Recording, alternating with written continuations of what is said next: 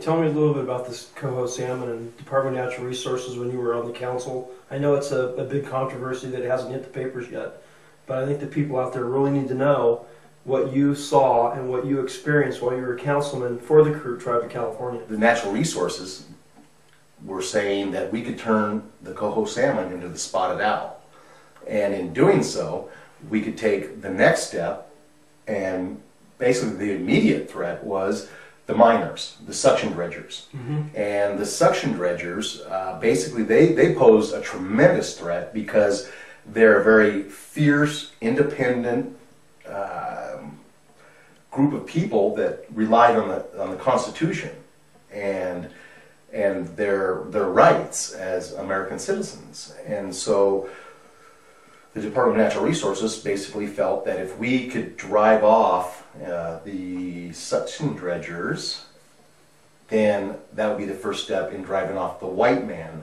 Now, the suction dredgers, the folks that have been literally kicked off the river by the Karuk tribe, Leif Hillman, and what's the gentleman's name? I use gentleman loosely. Craig Tucker. Craig Tucker. Now, he's from the East Coast or something like that, yes. And he's kind of a blue blood environmentalist with a lot of money and power behind him. What role do you think he's playing in this whole thing? My personal opinion? Your personal opinion, yes. Craig Tucker is basically, he's part of a larger agenda, and his purpose is to exterminate the gold dredgers on the Klamath River and throughout the state of California, and socioeconomically exterminate the Shasta people through soft genocidal practices.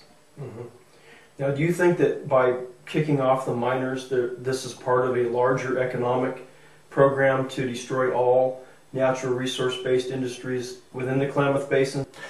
Absolutely.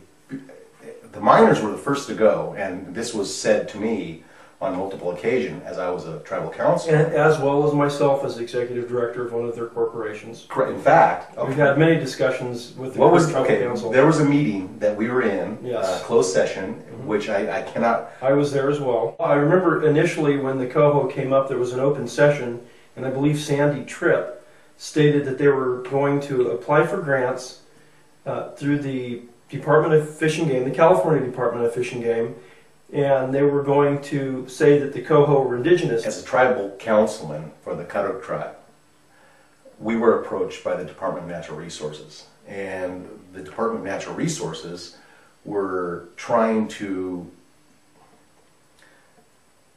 educate the tribal council into a program or an agenda that basically took the coho salmon, which is not indigenous to the Klamath River, and turned it into the spotted owl. And the purpose for that was to run the white man off the river and to steal back the water and land rights. On multiple occasions said that, you know, we can get money and we can get land and we can get power by falsifying the indigenous nature of the coho salmon. Is that what you're talking about? Absolutely. There was a council meeting where the tribal council was in that meeting. Basically, there was tribal council people that were basically saying, you know, hey, if the coho salmon was not indigenous, then it would be easier to prove that they didn't exist in the Klamath River than it would be to prove that they did. And if they didn't exist, then it would be saner to not bring them back.